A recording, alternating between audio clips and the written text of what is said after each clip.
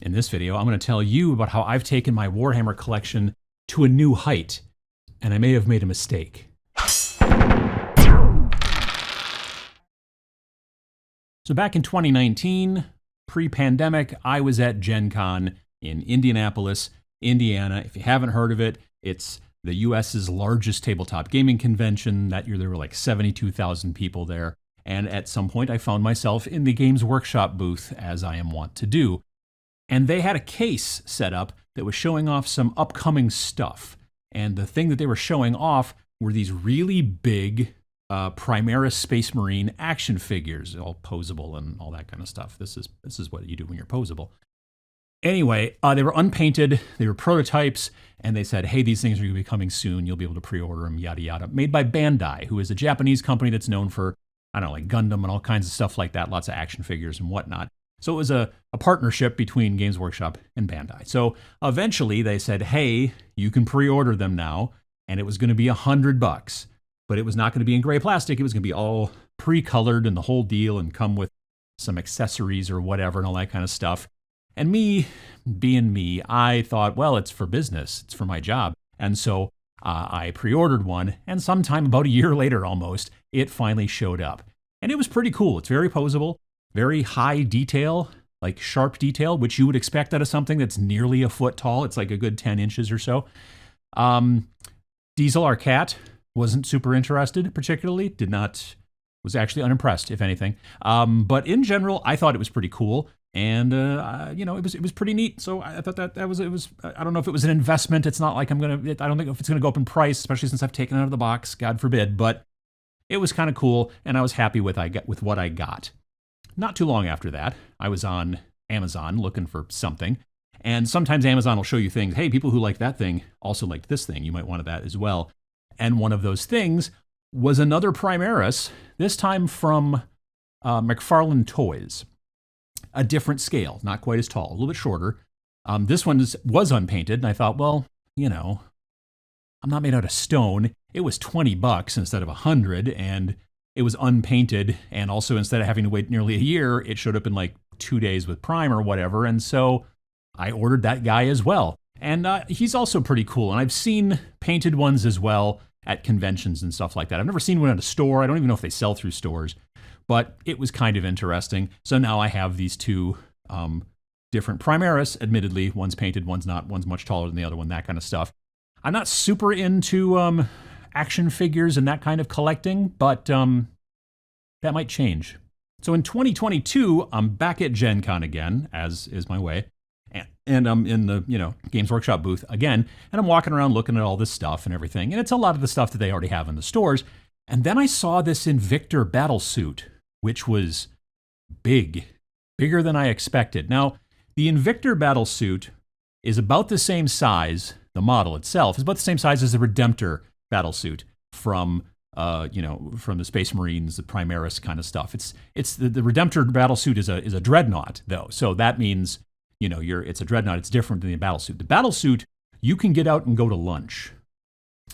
The Redemptor Dreadnought, if you are in there, they had to put you in there because you were mostly just a bit of brain and maybe some torso gristle and that kind of stuff. And that's all that was left of you. But you were a really good soldier, so even in death, I still serve. They put you inside that thing. There you go. You don't get out. The other one is the Invictor Battlesuit has a roll cage, like a dune buggy, and it's not a walking mausoleum, right? So it's a different thing, but it's still a cool model, roughly the same size. And this one was massive in comparison to what I expected seeing, usually about yay big, out of the Invictor Battlesuit. And I said, what the heck is that? And my friend Jason, who was with me at the time there at the booth, was like, oh yeah, that's the new action figures that they're coming out with from a company called JoyToy. Now, JoyToy sounds like they make something else other than action figures. But as it turns out, they make action figures, and they work licenses with a bunch of other different companies. And they've gotten pretty heavy in the last year plus with, our friends over there at Games Workshop, and they've been making a lot of stuff. Now, right off the bat, this is not a sponsored video. I've never had any contact with the folks at JoyToy. They never sent me anything. This stuff I'm about to show you, I bought myself. So, and it's still in the plastic. But so I just want to let you folks know this is not a sponsored thing. This is just something that I've come across, and I purchased some things, and I have some questions I want to say I have some concerns, but they're concerns aimed at myself, not at the company. And I want to see what these look like, because the display model that I saw, I got to be honest, looked really good, like really nicely done. The Bandai guy, like I said, is very shiny. It's very shiny and plasticky, but the models that I saw in the booth at Gen Con were surprisingly good looking. Now, I did not buy these from Gen Con, from the booth there. I actually waited till I got home and then I ordered them online and then they shipped to my house and the whole deal. And like I said, I've been sitting on them, not literally, for quite some time. They are still in the plastic. So I'm going to open them now. I may have to pause because it might take a while. A lot of times action figures have got lots of twist ties and zip ties and all that kind of junk, and you don't want to see all of that particularly, but just in case you want to see the package, this is what the front of the Invictor Tactical Warsuit box looks like. And it's a pretty big box. This is in comparison to my head, and I have a pretty big head. And I didn't just buy the Invictor Battlesuit. I thought, well, they needed some friends. So got some infiltrators as well. 4 of them in this package, Ultramarine infiltrators.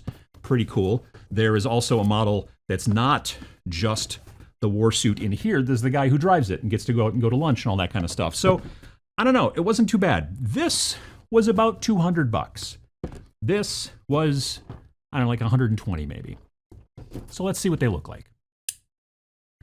All right, let's start with the infiltrators here, and then we'll go from there. I may edit parts of this because you may not want to see all of the exciting plastic wrap removing and zip tie cutting and all that kind of jazz. But we'll see. So the material, the shrink wrap feels thicker than normal shrink wrap. I don't know if that means anything.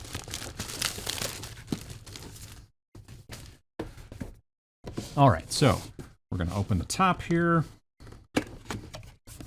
Wow, okay.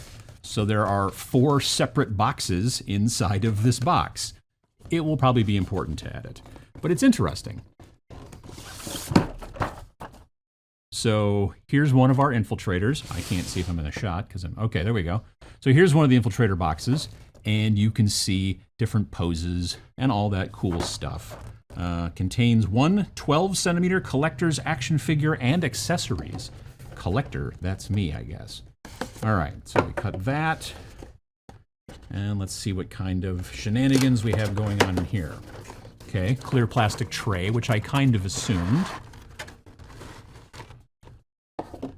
Some sort of playing card. I'm not sure what that's all about, but part of it's in Japanese, I think. Maybe Korean. Aha.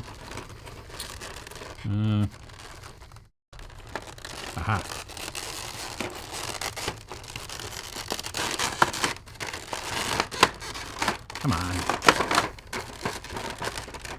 This is the part that I'm at in. There we go. So we have our model right there in the plastic, backpack, bolter, pistol, different hands. You've got the pistol out of the little holster, but you also have it in the holster if you wanted to use the bolt rifle there. That's pretty cool. This is a really well-painted miniature. Number one, well, it's not a miniature, an action figure, but it's a really well-painted action figure. Number one, I don't know if you can tell this, it's completely edge highlighted, like pretty much everywhere. Another thing that's really interesting is the fact that it is matte surface. The Bandai models, in my opinion, were very shiny plastic. And like the display model that I originally saw at the Gen Con booth, for Games Workshop, these guys have a really nice, matte surface, posable. You can do something fun with the knee, the ankle, the leg, the wrist, the elbow. They're quite posable. They can do lots of stuff. And again, accessories, you put the backpack on there, all that kind of stuff. Yeah, that guy's really kind of cool. So there's 4 of these guys in there, as it's shown on the box and whatnot. But, and again, these are 18th scale. So considerably smaller than the McFarlane Toys versions, and a lot smaller than our friend, the Bandai version. Yeah, but they're very cool. I like I don't know that they would go up against real strong play like a kid might. You know, this is not a G.I. Joe guy or a Star Wars guy. I remember even the G.I. Joe guys back when I was a kid, eventually, and they were the little ones. I'm not that old. We're the, you know, the foot tall ones, but the little ones, the rubber band would break in the middle, and you'd have torso and, you know, pelvis and legs and all over the place. So I don't know that these I don't know that these are for kids. They do say everywhere 15 plus, so not for little kids specifically. I'm assuming that's the age. I don't know what else it would be. But yeah, that's pretty cool though. I think it's a good looking model if I can get it to be in focus. Anything? There we go. So yeah, not a bad looking model. And like I said, there's 3 more of them in the package. You have yourself a nice little squad. And now the big boy here, who I've taken the plastic off of. And again, it's got the same kind of thick, sort of surprisingly thick plastic. All right, so, all right, this is foam, like squishy foam, not like styrofoam. So that's kind of nice. Let's see what happens when I try to get him out.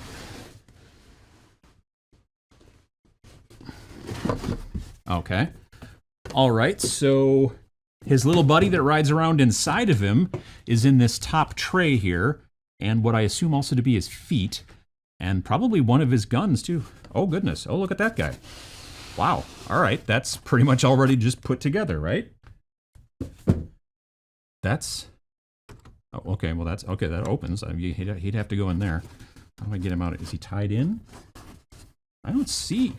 Let me try to, no, he's not. That's really nice that he's not like all zip tied down. Like I said, a lot of other ones have a tendency to be very zip tied down. Posable rocket pod. Arms are posable, I think. I mean, they should be. Okay, they go that way. I'd think that they would turn, oh, yeah, they do. Okay, they're just pretty stiff. Legs, pretty stiff.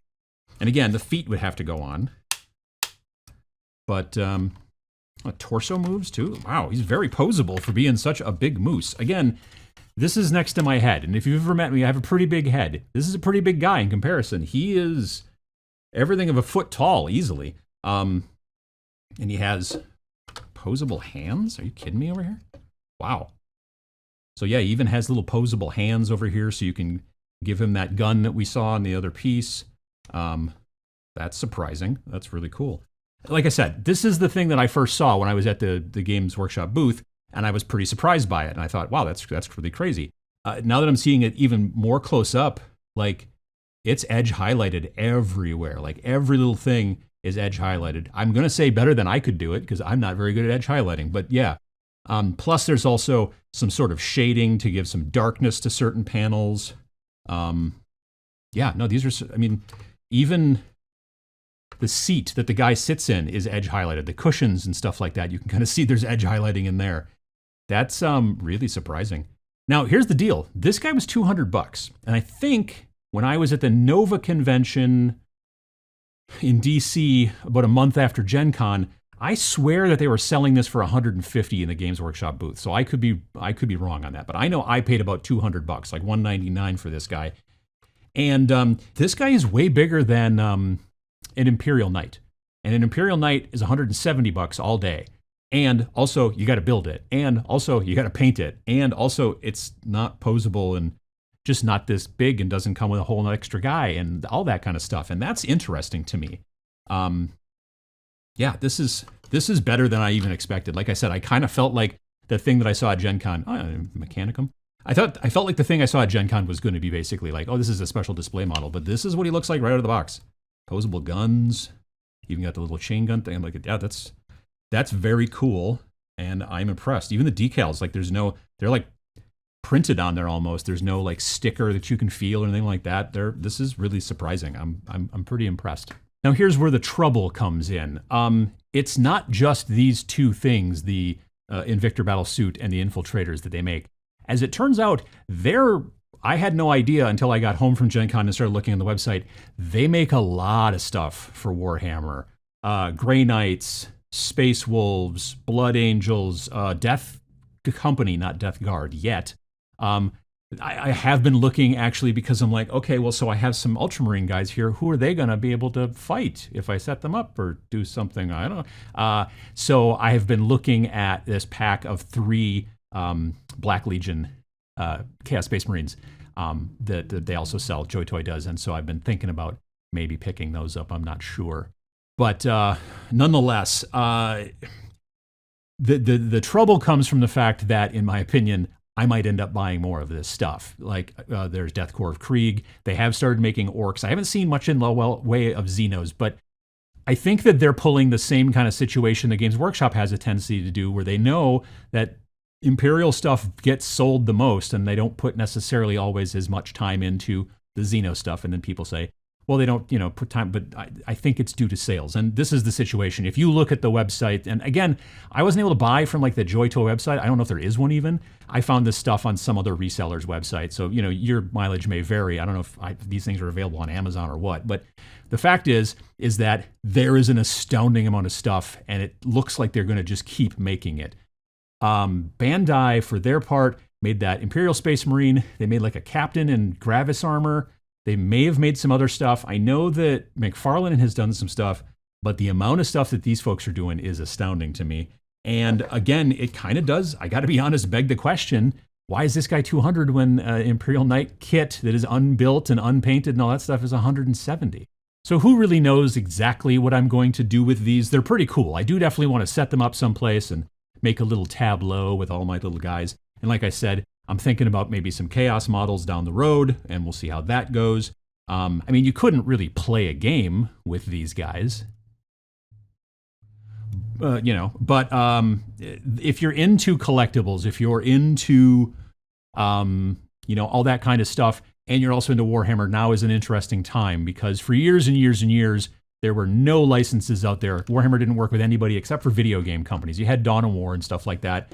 But if you were like, man, I really wish I had a t-shirt, or something with the Imperial Eagle on it or anything, like they didn't do that. And now there's leggings and coffee mugs and gaming tables that are licensed and t-shirts and the whole deal, baseball caps, whatever you want.